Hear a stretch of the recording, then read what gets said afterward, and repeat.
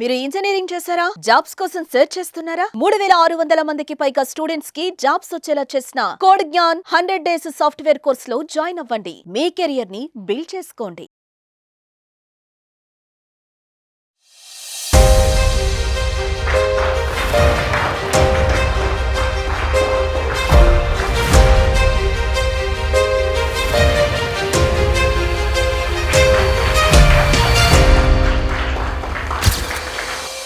Good morning to everyone.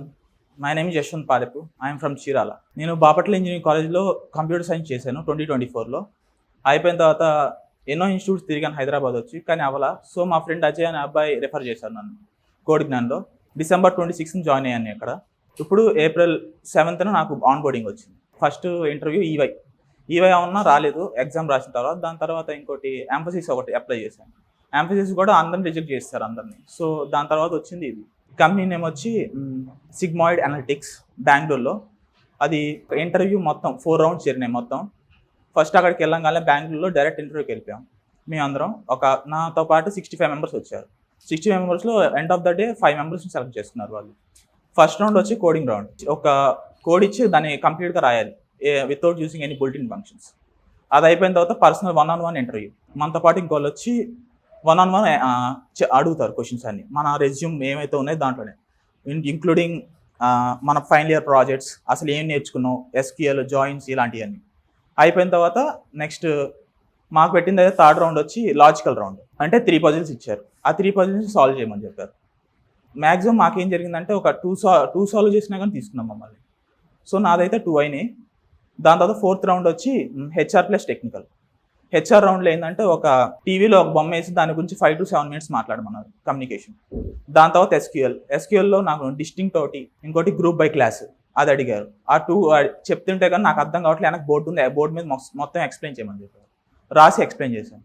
So అయిపోయిన తర్వాత ఇంకా మమ్మల్ని ఆన్ బోర్డింగ్ ఎలా ఉంటుందని బట్టి చెప్పారు, అంతే. నా శాలరీ వచ్చి ఫస్ట్ 6 months వచ్చి 20K ఇస్తా అన్నారు.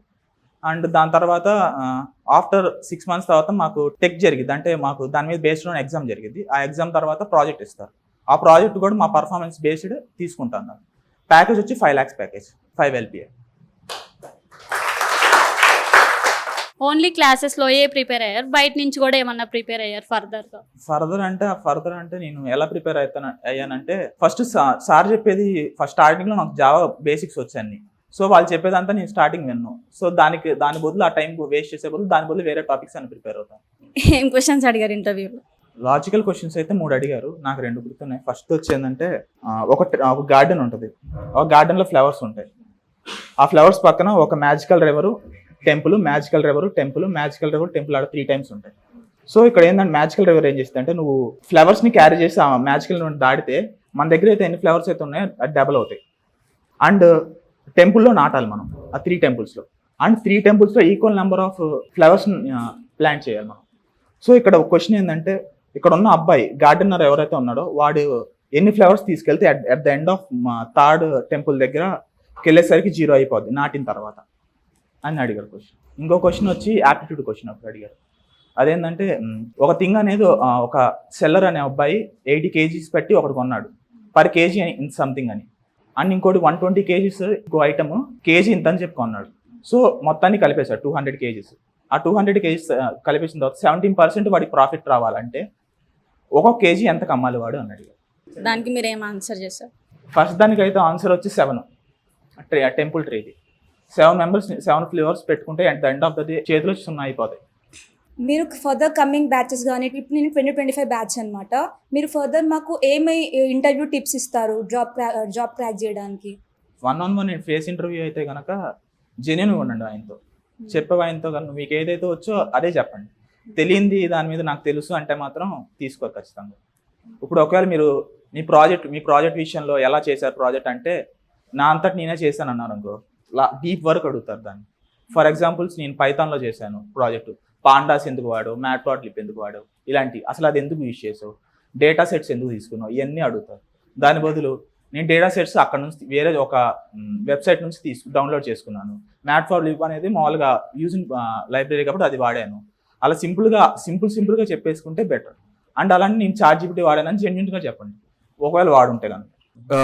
మిమ్మల్ని ఎస్క్యూఎల్ క్వశ్చన్ అడిగారన్నారు కదా, అది మీరు ఇక్కడ కోడ్ జ్ఞాన్లో స్టార్ట్ అయిన తర్వాత నేర్చుకొని చెప్పారా, లేదంటే ఆల్రెడీ మీకు బేసిక్స్ ఏమైనా తెలుసా? నాకు బేసిక్లు వచ్చు ఎస్క్యూఎల్. సో అప్పటికి ఎస్క్యూఎల్ స్టార్ట్ అయింది, మాకు సగం అయిపోయింది ఆల్రెడీ కోడ్ జ్ఞాన్లో. సో మళ్ళీ రివైజ్ అయినట్టు ఉంది నాకు అది ఎస్క్యూఎల్ కోడ్ జ్ఞాన్లో. మీకు టెక్నికల్ రౌండ్ లో ఏ టైప్ క్వశ్చన్స్ అడిగారు? నా రెజ్యూమ్లో ఏదైతే ఉందో అదే ఏదైతే మెన్షన్ అంటే ఎట్లాంటి టైప్, ఏ టైప్ క్వశ్చన్స్ వాళ్ళు? స్టార్టింగ్ వెళ్ళగానే ఫస్ట్ సెల్ఫ్ ఇంట్రో అడిగాను నన్ను. ఓకే. దాని తర్వాత ప్రాజెక్ట్ గురించి ఎక్స్ప్లెయిన్ చేయమన్నారు. నా ప్రాజెక్ట్ మొత్తం ఎక్స్ప్లెయిన్ చేసిన తర్వాత దానికి చాలా డీప్ క్వశ్చన్స్ అడిగారు. దానికి సమాధానం చెప్పాను. ఒకవేళ అంతగా చెప్పలేకపోతే కనుక చెప్పేయండి, నేను సరిగ్గా చేయలేదు, అదే నా రోల్ ఇదని చెప్పి. అండ్ ఇంకోటి ఏంటంటే నీ ప్రాజెక్ట్లో నువ్వు అంతలా చెప్పిన తర్వాత కూడా నీ రోల్ ఏంటి అని అడుగుతారు. ఫ్రంట్ ఎండ్ రోలా లేకపోతే డెవలప్మెంట్ రోలా ఏంటని ఆ రోల్ అడిగారు. దాని తర్వాత ఎస్క్యూఎల్ అడిగారు, జావా అడిగారు, పైథాన్ అడిగారు, మెషిన్ లెర్నింగ్ అడిగారు, కోడింగ్ రౌండ్ మళ్ళీ అక్కడ కోడ్ ఇచ్చారు. ఓకే. ఆ కోడ్ ఇచ్చి కోడ్ చేయమని చెప్పారు. అది చేసినప్పుడు నువ్వు బుల్టిన్ ఫంక్షన్స్ వాడుకొని చేయాలి. చేసిన తర్వాత నువ్వు ఎలా అది ఎక్స్ప్లెయిన్ చేయాలి వాళ్ళకి, ఎందుకు అలానే చేసావు, ఇలా ఎందుకు చేయకూడదని కూడా రాస్తారు వాళ్ళు. ఇంకో కోడ్ రాస్తారు, ఇది కరెక్టా అంటారు. Thank you. హాయ్, సో మీరు ఏ ఇయర్ పాస్డ్ అవుట్ అండ్ ఎన్నో ఇంటర్వ్యూ ఇది క్రాక్ చేయడానికి, లైక్ ఎన్ని ఫెయిల్యూర్స్ అయినాయి, ఎన్ని అటెంప్ట్ చేసినారు?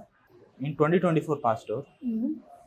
కాలేజ్ టైం నుంచి అయితే కనుక సుమారు నేను అప్లై చేసింది ఒక 15+ ఉంటాయి. ఓకే. కోడ్ జ్ఞానం వచ్చిన తర్వాత అయితే 3 థర్డ్ది వచ్చేసింది నాకు. అంటే ఇప్పుడు అవి ఎందుకు రాలేదు, ఇది ఎందుకు వచ్చింది, లైక్ ఎందులో లాగ్ అయినారు? ఎందులో లాగానంటే మ్యాక్సిమం మనం బయట నుంచి అప్లై చేసాం అనుకోండి. ఇప్పుడు ఒక పోర్టల్ వచ్చింది, పడింది. ఇప్పుడు ఇన్స్టాగ్రామ్లోనే లేకపోతే లింక్డ్ఇన్లోనే అప్లై చేసాం. లింక్డ్ఇన్లో అప్లై చేస్తే ఖచ్చితంగా రిప్లై రాదు ఆటోమేటిక్గా, మెయిల్స్ కూడా రావు. అండ్ ఏమన్నా పోర్టల్స్లో అప్లై చేస్తే జస్ట్ మామూలుగా మనం అప్లై చేసి ఉంటాం, మరి అక్కడ నుంచి రిప్లై మాత్రం రాదు మనకి, ఎందుకంటే వాళ్ళు మనం కన్సిడర్ చేయరు అంతగా. అండ్ ఇక్కడ కోడ్ జ్ఞానం నుంచి వెళ్ళాం అనుకో, వాడు కోడ్ జ్ఞానం నుంచి పర్టికులర్గా మనం ఇక్కడ నుంచి తీసుకెళ్తాను అని చెప్పి వాళ్ళకి ఇన్ఫార్మ్ చేస్తారు. సో వాళ్ళు కన్సిడర్ చేస్తారు, ఇక్కడ నుంచి వీళ్ళు వస్తున్నారు కాబట్టి వీళ్ళు బాగా పేరు ఉంటుంది కనుక కోడ్ జ్ఞానికి ఆల్రెడీ దీని నుంచి మంచి స్టూడెంట్స్ వస్తారనుకొని వాళ్ళు యాక్సెప్ట్ చేస్తారు. ఇప్పుడు 2 ఇంటర్వ్యూస్ అటెండ్ అయినా అని చెప్తున్నారు కదా, ఏమి చేంజ్ చేసుకోవడం వల్ల ఇది క్రాక్ చేసినారని అడుగుతున్నారు. ఇంటర్వ్యూస్ అయితే నాకు ఫస్ట్ అయితే ఓకే, ఇది ఫస్ట్ ఇంటర్వ్యూ. ఈవై అయితే ఎగ్జామ్ రాసిన తర్వాత ఇంటర్వ్యూకి ఫెయిల్ అయిపోయింది అక్కడ, అంటే రిజెక్ట్ మెయిల్ వచ్చింది. నెక్స్ట్ ఎంఫసిస్ కూడా అంతే, రిజెక్ట్ మెయిల్. అది జస్ట్ మామూలుగా ఒక స్క్రీనింగ్ అడిగాడు. ఆ స్క్రీనింగ్ తర్వాత ఎందుకు అందరం రిజెక్ట్ చేశాడో కూడా తెలియదు, అది రిజెక్ట్ అయిపోయింది. దాని తర్వాత ఇది జనరల్గా అట్ట వెళ్ళాం అందరం, ఏదో వచ్చింది అన్నట్టు వచ్చేసింది అది. Congratulations for Thanks. Cracking job. Thank first round లో కోడింగ్ ఇచ్చారన్నారు కదా, అది బేసిక్ లెవెల్లో ఇచ్చారా, మీడియమా, అడ్వాన్సా? అడ్వాన్స్డ్ ఏం కాదు, బేసిక్ ఇచ్చారు. సెకండ్ ఫేస్ టు ఫేస్ ఇంటర్వ్యూలో ఇస్తారు. ఓకే. అంటే ఫస్ట్ రౌండ్ నాకు జస్ట్ బేసిక్ ఒకటి వచ్చింది, ఏంటంటే ఒక సెంటెన్స్లో ప్రతి ఒక్క వర్డ్ని రివర్స్ అడిగారు అంతే. ఓకే. సింపుల్. మా ఫ్రెండ్స్ని అయితే ఒకడికి ఒక సెంటెన్స్లో కామా ఉంటే కనుక ఆ కామాని తీసేసి దాని నెక్స్ట్ లెటర్ కూడా రిమూవ్ చేసి ప్రింట్ చేయమని చెప్పారు. బేసిక్ అడిగారు. కానీ టెక్నికల్ ఇంటర్వ్యూ 1-on-1 వెళ్ళినప్పుడు మాత్రం చాలా డీప్గా అడుగుతారు క్వశ్చన్స్. Okay, thank you.